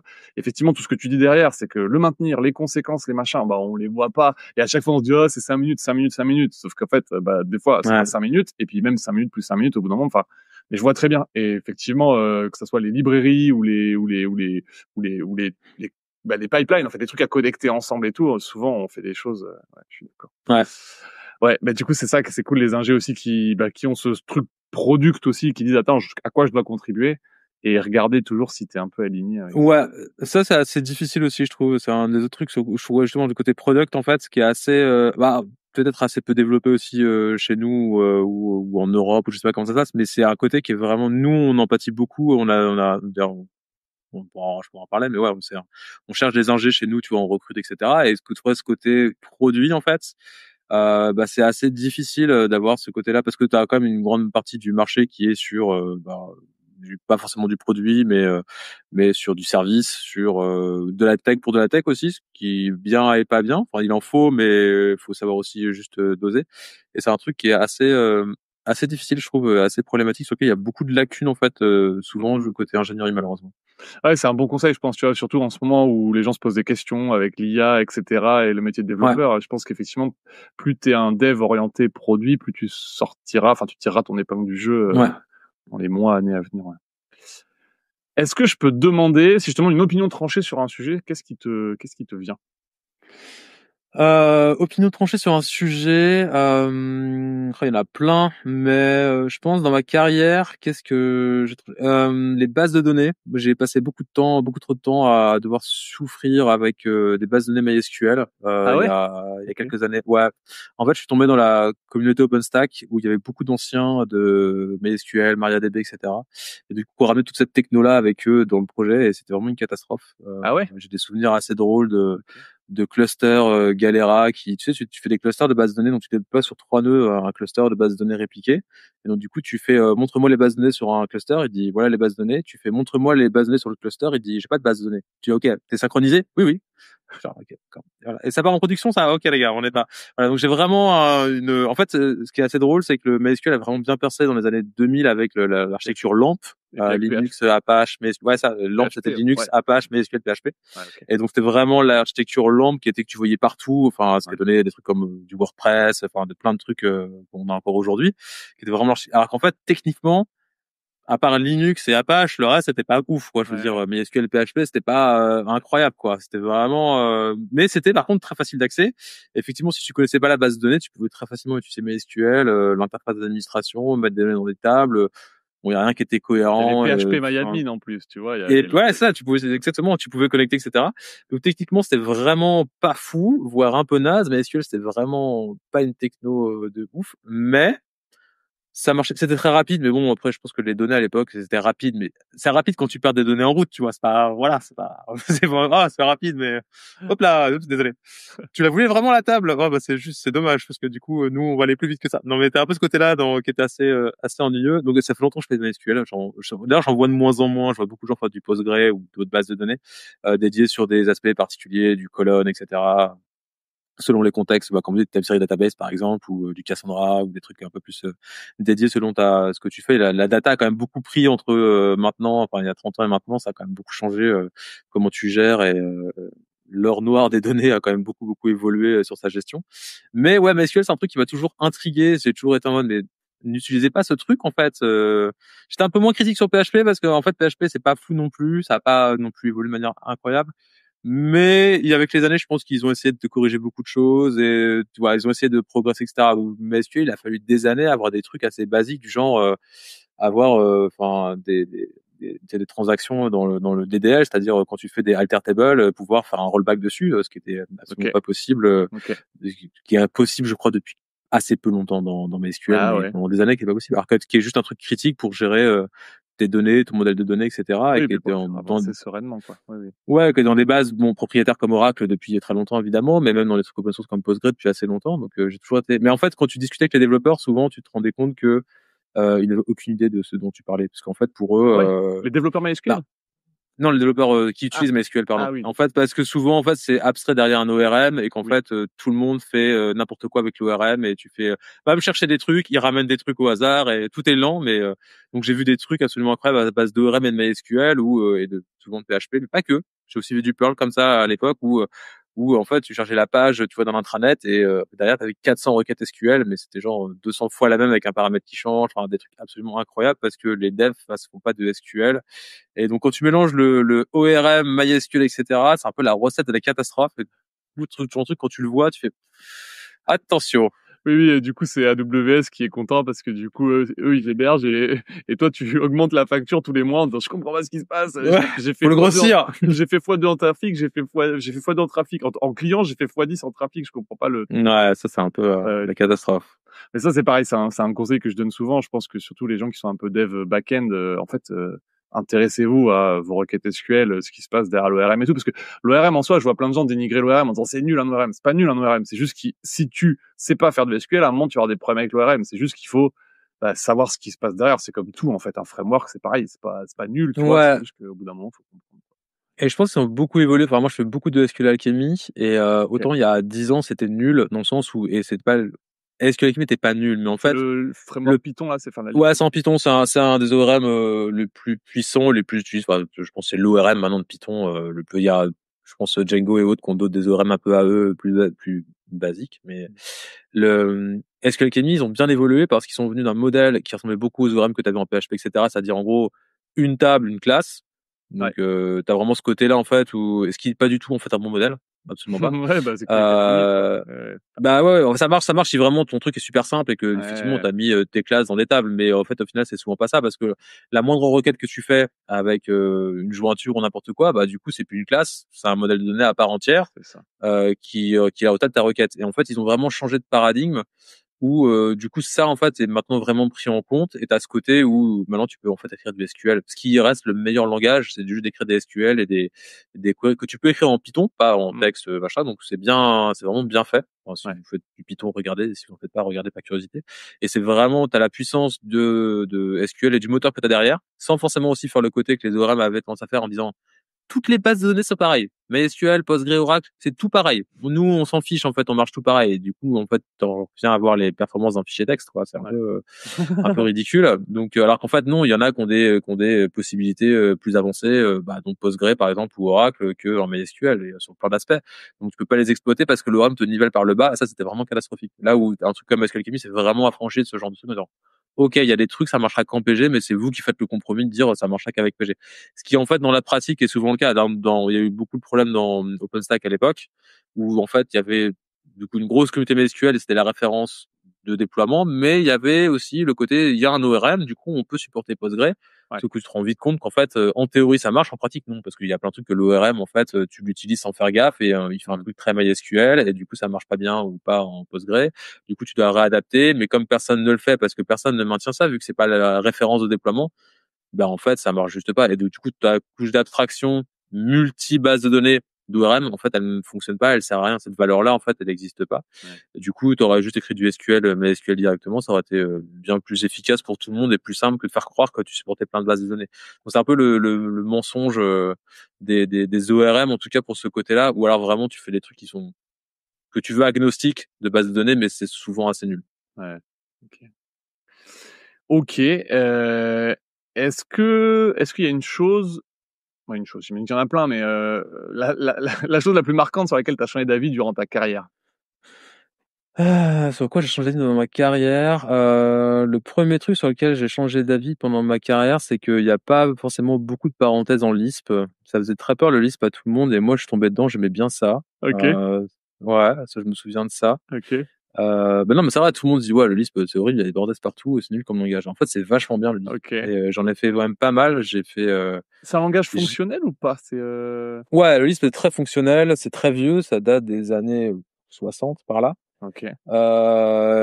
J'ai fait du Lisp, j'en ai appris un peu à l'école, même si du coup tout le monde détestait ça et pourquoi on fait du Lisp en fait parce que c'est vachement bien en fait pour apprendre des trucs Non, mais logiques. ça Et moi sert ça à quoi? m'amusait beaucoup. Concrètement, c'est utilisé. Alors c'est malheureusement pas beaucoup utilisé. Il y a un logiciel qui l'utilise beaucoup qui s'appelle Emacs, auquel j'ai eu la chance de contribuer pendant quelques années. Je peux envoyer des patchs à côté de Richard Stallman, c'était vraiment cool. Richard Stallman, c'est qui? C'est juste c'est le mec qui a fait le logiciel libre en fait. C'est le fondateur de GNU, de la FSF, Ok, de la ok, Foundation, c'est ça. etc. Ok. Vieux barbu. qui dans les années 80 essayait de contourner les restrictions des drivers d'imprimante et a commencé le logiciel libre comme ça en fait. Trop bien. Ok. Et du coup qui est aussi le créateur de Emacs, donc éditeur de code des années 80, qui existe toujours aujourd'hui, qui est toujours maintenu et que j'utilise toujours pour coder parce que j'ai toujours pas réussi à me mettre à VS Code, désolé. Bon, attends, mais moi je me souviens surtout de la guerre. Il y a la guerre entre VI et Emacs. Ouais. C'est toujours ça. Ouais. Il y a toujours la guerre, je pense, mais bon, après, je pense qu'il y a plus personne n'est au courant de la guerre parce que du coup, il y a VS Code partout maintenant. Donc, juste tout le monde fait, ils se battent encore. Oui, mais on se bat plus. On a perdu face au le troisième gars qu'on n'a pas vu venir. Il y a VS Code, la victoire au dernier qui utilise quoi. C'est un peu ça. C'est ça. Mais il reste encore des forces vivaces. Donc ouais, Lisp c'est utilisé. En tout cas, je pense que c'est encore un truc le plus utilisé dans Emacs. Tu le vois beaucoup parce que tout est en Lisp, c'est assez cool. Après, il y a quelques systèmes qui sont faits en Lisp. Il y a un Lisp qui est assez moderne, qui est beaucoup utilisé, qui s'appelle Clojure, qui est un Lisp qui est basé sur la JVM, en Java, qui est assez utilisé pour le coup, qui est une bonne communauté. T'as des services, si je dis pas de bêtises, je crois que des boîtes comme Grammarly par exemple font du Clojure derrière, il me semble. T'as des boîtes qui font aussi du Common Lisp dans ce genre de truc. Donc c'est assez anecdotique en vrai. La communauté est toute petite encore aujourd'hui. Mais ce qui est rigolo quand tu fais du Lisp, c'est que tu te rends compte que les autres langages de programmation, comme Python par exemple, sont juste des sous-ensembles de Lisp en fait. Enfin, que tu prends Lisp, t'enlèves plein de trucs et ça fait Python. Et tu t'enlèves les parenthèses aussi. Donc c'est ce côté-là qui est assez rigolo. C'est que c'est un peu une sorte pour moi c'est une sorte de méta-langage, un peu le langage qui peut définir tous les autres langages. Tu peux vraiment facilement en Lisp dire ah oui, ton langage il fait ça, ok, bah en fait je prends Lisp, j'enlève ça et ça fait pareil.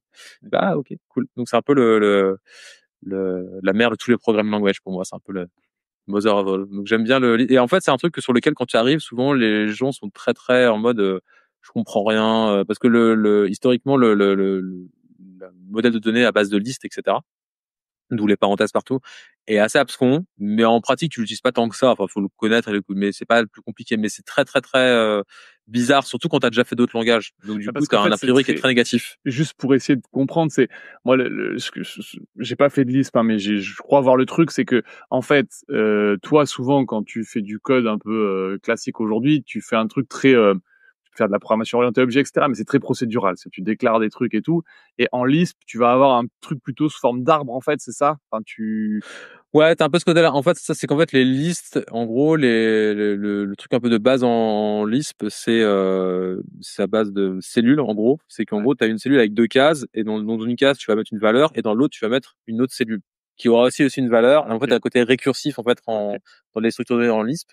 Comme ça, et même dans le fonctionnement souvent du langage, c'est très récursif parce que tu vas souvent utiliser des listes comme ça à base de cellules où en fait tu as deux entrées, une valeur et soit une autre valeur, soit en fait une autre cellule qui aura aussi une valeur, etc. Et tu continues comme ça sans arrêt, donc c'est très récursif et donc dans tes fonctions, ta construction, c'est très récursif. Ce qui est super qu'en fait quand tu apprends Lisp, c'est que souvent on t'apprend ça et la récursion, ouais ça va 5 minutes, mais en vrai c'est un peu le brain teaser, tu vois. Mais en vrai c'est cool. Donc c'est un truc sur lequel ouais je pense que tu peux, en tout cas niveau techno. Quand j'ai découvert ce truc-là, je trouve ça assez génial parce que t'as vraiment un a priori très négatif dessus, en mode genre bon ça sert à rien, c'est vieux et tout ça. En vrai, c'est un peu de la culture G de la programmation. Mais c'est vachement bien d'en faire un peu pour comprendre comment ça marche et de voir qu'assez vite. Et ce qui est assez drôle, c'est qu'en Lisp, t'as les opérateurs de base et avec je crois qu'il y a 6 ou 7 opérateurs de base et avec ces 6 ou 7 opérateurs, tu peux reconstruire tout le langage. Tu fais tout. Donc c'est assez cool. Tu vois, en fait, si tu veux implémenter un Lisp, tu implémentes les 6 opérateurs de base. Et en fait, tu fais tout le langage. Après, tout déroule naturellement. Du coup, t'as pas de boucle en Lisp. Si, tu peux faire des boucles. T'as une boucle, tu peux faire des boucles. Ouais, tu peux. Je me demandais si tu la faisais pas juste avec de la récursion un peu intelligente. C'est une forme spéciale de récursion, mais ça reste, c'est ça. Mais si, t'as des boucles, il y a des constructeurs en Common Lisp de loop qui sont assez cool d'ailleurs, que j'aimerais bien voir dans d'autres langages, mais ça viendra un jour en Python, ils le feront. On pourrait faire ça, probablement. C'est une bonne idée, vous l'avez piqué à qui? Donc, de toute façon, tu le vois, hein, petit à petit, les fonctionnalités qui s'ajoutent sont souvent inspirées d'un truc, d'un autre langage, etc. Ouais, exactement. Eh ben, cool. On a fait un tour de pas mal de choses. C'était hyper dense. J'ai une dernière question pour toi. Peut-être, est-ce que y a un truc que t'aurais aimé faire que t'as jamais fait? Il y en a plein. Il y en a plein. Mais niveau tech, je pense, le truc que j'aurais bien voulu faire, c'est encore possible, hein, c'est faire du Rust. J'en ai jamais fait. Et non, j'ai pas vraiment eu l'occasion d'en faire ces dernières années, en fait. Je pense que ça viendra peut-être avec le temps. Pourquoi ça t'attire Rust? Je trouve ça assez cool de ce que j'en ai vu en tout cas parce que j'ai pas vraiment. Je trouve ça assez cool. Ça résout un peu le problème. Moi, j'aimais beaucoup faire du C, mais le C c'est quand même très compliqué. C'est très facile de se tirer une balle dans le pied. Donc tu peux perdre beaucoup de temps, comme on disait tout à l'heure, à débugger des trucs très bas niveau, pas très rigolos. J'aime bien Python parce que t'as un côté vraiment très fluide d'écrire n'importe quoi. Et je veux dire, maintenant, j'écris un commentaire dans Emacs et je fais tabulation et Copilot, il continue tout pour moi. Donc c'est génial, tu vois, de faire du Python, t'as plus rien à faire, c'est facile. C'est du vibe coding maintenant. Donc, je suis un vibe coder à base d'Emacs et de Copilot. Mais le côté Rust, pour le coup, il y a un côté très bas niveau, très, enfin, perf. C'est un peu ce que tu disais sur Python. T'as un côté très un peu bloated, tu vois, un peu, ouais, c'est du garbage collecté. C'est pas super rapide. Pour avoir passé pas mal de temps ces dernières années dans les internes de ces Python, tu vois assez vite que bon, bah, c'est un vieil VM écrit en C qui est pas folichon. Il y a plein de limitations partout, etc. Parce que voilà, c'est plein de compromis. Là où si tu compares des trucs comme la JVM qui sont absolument incroyables en termes de techno derrière, tout ce qui a été fait ces dernières années, il y a plus de R&D qui ont été faits sur la JVM que sur la machine virtuelle de Python, malheureusement. Enfin, ou heureusement, ça dépend comment on voit. Je fais du Python, du coup je dis malheureusement, mais après ceux qui font du Java sont très contents au final. Et donc ce côté Rust, c'est un peu de côté, tu vois, retour au bas niveau, au C que je faisais il y a 15 ans. Et je trouve ça assez cool. T'as vraiment ce côté perf, sans avoir tous les problèmes du C où tu te prends les pieds dans le tapis. La communauté a énormément grossi en fait depuis 5 ans là que je suis du coin de l'œil. C'est juste, enfin, c'est devenu vraiment un truc va devenir mainstream quoi bientôt. Hein. Donc, je pense que le coût d'entrée est un peu moins élevé aussi qu'il y a 5 ans. Donc c'est pas plus facile de commencer maintenant, etc. Parce que souvent, pour avoir fait du Lisp il y a 15 ans et c'était déjà un truc qui avait 40 ans, en fait, c'est très compliqué d'arriver dans une techno, quelle qu'elle soit. Et j'ai même regardé d'autres langages de programmation il y a avant ça, tu vois, genre le D, j'ai fait du C, je me dis, ah, il y a un langage qui s'appelle le D, je vais faire du D, ça a l'air marrant. Le problème quand tu fais du D ou quand tu fais du Common Lisp, c'est que la communauté est tellement petite que tu as très peu de ressources et d'apprentissage, mais aussi de bibliothèques, par exemple. Donc si tu dis, exemple, je vais faire du HTTP, on te dit, tiens, bah là, il y a une librairie pour faire des sockets. Tu dis, waouh! Ah ouais, ça va être long en fait, parce que moi je voulais faire du HTTP, pas faire une librairie qui fait du voilà. Donc ça c'est vraiment le truc qui est très dur quand tu rentres dans une communauté tech comme un langage où tu dis ok moi je vais utiliser votre technique pour faire des trucs, mais est-ce qu'il y a tout ce que j'ai besoin? Sinon il faut que je le build et du coup c'est pas ça que je voulais build en fait c'était autre chose moi. Du coup La question de tout à l'heure, ouais. c'est ça, ouais. Du coup, là, je pense que tu arrives à un niveau dans Rust où si tu fais des trucs, tu vois, bon, du HTTP, mais, des trucs assez, pas basiques, mais tu fais des trucs standards, même si maintenant beaucoup d'HTTP est le standard, mais selon ce que tu fais, tu peux trouver facilement une bibliothèque qui va faire ton taf de faire du HTTP ou manipuler des images ou que sais-je quoi. Ce qui n'était pas forcément le cas il y a 5 ans où il pouvait manquer des trucs quoi. Donc ça, c'est quand même assez cool. T'as une bonne stabilisation, une bonne communauté. C'est là où tu vois en fait qu'une techno et un langage prend, c'est quand tu commences à plus avoir ce genre de questions en disant bah faut que je refasse tout moi-même ou la moitié de ce dont j'ai besoin quoi. Puis je vois pas mal de traction liées au fait que du coup Rust serait memory safe en fait, tu vois, et du coup t'éviterais tout ce que tu disais de débugger la mémoire, mais du coup de pas avoir aussi à créer toutes ces failles de sécurité. Ce que tu disais tout à l'heure quand tu disais moi j'ai trouvé une CVE sur un buffer overflow, c'est une faille de mémoire. Enfin c'est un bug qui fait que tu peux exploiter une faille, qui fait que tu peux potentiellement prendre le contrôle d'un ordi, d'une machine, etc. Et donc en fait il y a un gros mouvement dans les gens qui sont dans la sécurité qui disent bah il y a plein de trucs qui sont écrits en C qu'il faudrait qu'on réécrive en Rust en fait pour éviter ce truc-là parce que t'as les mêmes perfs a priori quasiment. Quasiment, ouais, de toute façon, ce que tu fais après. Donc, les problèmes après sont en fait, mais d'ailleurs, c'est un autre sujet intéressant sur les perfs, si tu veux, c'est un des biais aussi souvent qu'ont les développeurs, c'est de changer de langage et techno pour les perfs. Et ce qui est pas toujours, alors qu'on n'a pas regardé la base de données et les requêtes. Oui, déjà, en plus, ouais, dans la pratique, sur un truc un peu complexe, c'est souvent ça, t'as raison. Mais au-delà de ça, c'est que souvent, oui, le problème, en fait, quand tu creuses un peu 9 fois sur 10, c'est un problème d'algo, en fait, c'est pas un problème de langage, tu vois. Avant d'arriver au bout d'une techno, pour la majorité des développeurs et de ce que tu fais dans le contexte dans lequel t'es, c'est souvent pas la techno le problème, quoi. Le nombre de gens qui me disent, ouais, Python, c'est super lent, faut que j'en fasse tout en Go, ou maintenant, ce sera en Rust. Et non, en fait, c'est juste que tu t'y prends pas de la bonne manière, en fait. Fais du parallélisme, la concurrence, organise des trucs comme ça, change ton modèle de données, enfin, c'est souvent ça le problème, plus que le techno et le langage lui-même. Tu vas juste porter le même problème dans un autre langage. Et peut-être qu'il gérera mieux ton problème, mais la base, c'est juste que l'algo est pas bon, quoi. Moi, l'exemple que j'ai en tête, c'est fais ton group by et count avec la DB plutôt que de faire ta boucle en Python sur 100 000 records, quoi, un truc comme ça. Mais non, c'est exactement ça. Enfin, je pense que si tu prends les applications entre guillemets moyennes de genre avec des bases de données, le nombre de, enfin, c'est genre tu fais, je sais pas, tu fais une requête sur une API REST, tu dois avoir, selon ce que tu fais, une requête SQL bien faite, tu vois, qui fait tout ce qu'il faut avec des window functions récursives si tu fais du Postgre, avec des group by, comme tu dis, avec si tu veux. Parce qu'en fait, ça fait tout SQL. Donc en fait, si ton modèle de données est bien fait et que tu as les bons trucs, bim, une requête, un aller-retour à la base de données et terminé. Quand tu fais 4 allers-retours, parce qu'en plus t'as un ORM, t'avais pas vu que machin, qui récupère des champs dont t'as pas besoin, dont certains font 2 mégas, et que tu fais, c'est l'horreur, quoi. Enfin, effectivement, et tu dis, ouais, c'est le Python qui est lent, ou PHP, même PHP, tu vois. Je dis, non, PHP, il est pour rien, en fait. C'est clair. C'est clair. Ok, eh ben écoute, trop bien Julien, on arrive au bout. Est-ce que je peux te laisser un petit mot de la fin? Un petit mot de la fin. Ouais, je fais beaucoup de recrutement en ce moment chez nous. Je vais passer beaucoup pas d'entretien, mais de tests techniques, d'entretien après, etc. Et ouais, du coup, mon petit mot de la fin, ce serait, ouais, faites du produit, ce qu'on disait tout à l'heure. Je pense que c'est vachement bien. Si ça vous intéresse, en tout cas. Arrêtez de bosser dans des ESL et dans des grosses boîtes, c'est pas rigolo. Venez dans des startups et faites du produit, c'est vachement cool. Mais je trouve que malheureusement, il n'y a pas assez d'ingénieurs logiciels. Alors peut-être que je suis biaisé, hein, je le dirais pas, il y en a plein, mais je les vois pas du coup. Mais venez, parce qu'en fait, il y a tellement de gens pour appuyer des CV en plus en ce moment qui bossent dans des ESL, des trucs qui n'ont pas forcément drôle, pas forcément de sens. Et je dis pas que ce qu'on fait c'est le meilleur produit autre. Il y a plein de produits, il y a plein de startups qui font des produits. Donc bossez là-dedans. Pourquoi? Parce que vous apprendrez d'autres trucs que de la technique. La technique, c'est bien, mais en fait, en général, au bout de 5-10 ans, t'as vite fait le tour, en fait. Hein. Je veux dire, ok, les technos, elles changent, mais débugger un truc en C ou en Rust, c'est pareil. Hein. Tu fais des prints pour savoir ce qui va. Non, mais c'est ça. Je fais toujours des prints en Python pour débugger aujourd'hui. Alors, je fais des raise exception avec la variable dont j'ai besoin et je vois ce qu'il y a dedans. Enfin, c'est toujours pareil. À un moment, c'est juste que les technos changent, ça va plus vite, t'as des compromis différents, mais je veux dire, au bout de 10 ans, t'as un peu fait le tour. Donc c'est bien de rajouter une corrélation là. Et comme tu disais tout à l'heure, vu que maintenant on est tous des vibe codeurs, il faut absolument qu'on fasse chaque fois du produit. Donc ayez de l'empathie, mettez-vous à la place des utilisateurs, apprenez à faire du produit. Il y a plein de produits cool à faire et qui donnent vachement plus de levier en fait sur ce que tu fais derrière et l'impact que tu peux avoir en fait au niveau tech. Parce que la tech pour la tech c'est rigolo, faut en faire un peu, mais faire la tech pour du produit et des trucs derrière, c'est hyper satisfaisant de faire des produits que tu ships à des gens et que tu as des feedbacks. Nous on met par exemple les ingénieurs au support et c'est trop cool parce que ils se font insulter non, ils se font féliciter par les clients, je voulais dire, bien sûr. Parce qu'ils font ouais c'est trop bien, etc. Et t'as vraiment ce sentiment. Moi c'est ce qui me motive dans l'open source, hein, c'est en fait tu fais des trucs, tu les mets sur internet gratuitement mais en libre accès et les gens l'utilisent et disent merci.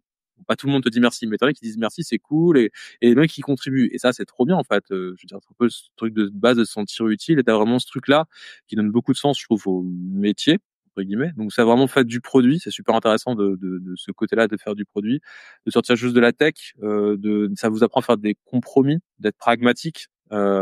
De voir ok c'est quoi un bon investissement en temps sur corriger ce bug, pas corriger ce bug, faire cette feature, etc. Il y a vraiment plein de trucs à apprendre. Ça donne beaucoup plus de sens et je pense que ouais pareil au bout de 5-10 ans quand tu fais beaucoup de tech pour la tech c'est vraiment cool d'avoir ce levier là en fait d'avoir un impact. Donc ouais ça c'est vraiment un truc trouver si ça vous dit n'hésitez pas, faut trouver une startup. Je trouve que c'est l'environnement où on apprend le mieux aussi.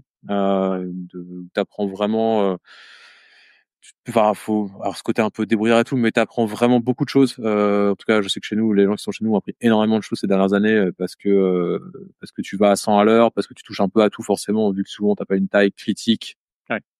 Et donc tu dois un peu toucher à tout et puis faut être un peu débrouillard et bricoleur quand c'est tu vois une startup en mode un peu faut faire avec les moyens du bord quoi. Donc ça c'est vraiment cool parce que ça t'apprend vraiment à faire des trucs concrètement et toutes tes compétences en fait tu vois un peu même généralistes des fois sont mises à profit. Donc je trouve que c'est un super truc. Moi c'est un des meilleurs moves que j'ai fait dans ma carrière au final, c'est que j'ai assez vite tombé dans une startup par hasard qui m'a fait confiance en me disant tu sais faire t'as l'air de savoir faire du Python ou tu veux en faire, tiens vas-y fais du Python avec nous et on verra bien.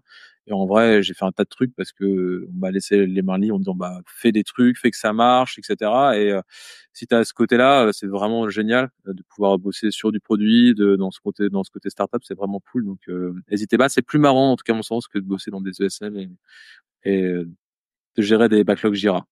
Chacun voit midi à sa porte.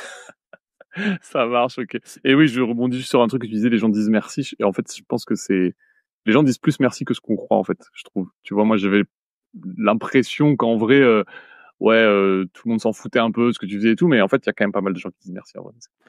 Sur l'open source, tu parles? Ouais, l'open source, mais de manière générale, quand tu fais des trucs, tu vois, moi, je le vois sur le podcast, en fait, moi, le podcast, c'est les gens qui me disent merci pour le podcast. Et ouais, faut que je te dise merci du coup à la fin. Non, mais dis-le moi tout de suite parce que Non, pas les invités, je parle des gens qui Ouais. écoutent plutôt, tu vois? Oui, oui, non, non, les gens sont bienveillants, mais en général, enfin, c'est oui, oui, non, sur l'open source et sur ce que tu fais, je pense que si tu produis sur internet, c'est assez cool dès l'instant où tu fais des choses qui moi, ce que je fais tout le temps, c'est des trucs que tu consommerais toi-même, que ce soit des logiciels où j'ai écrit des bouquins sur Python, par exemple, et j'ai écrit les livres que j'aurais voulu lire, en fait, sur Python. Il y a une dizaine d'années, quand je faisais pas mal de Python et de revues de code et que sur la marre de répéter la même chose, bah, tu fais le truc que tu as envie de faire. Et en fait, du coup, ça fonctionne. Si ça te plaît à toi, il y a forcément d'autres humains qui te ressemblent et qui vont dire, OK, bah, merci, c'est cool.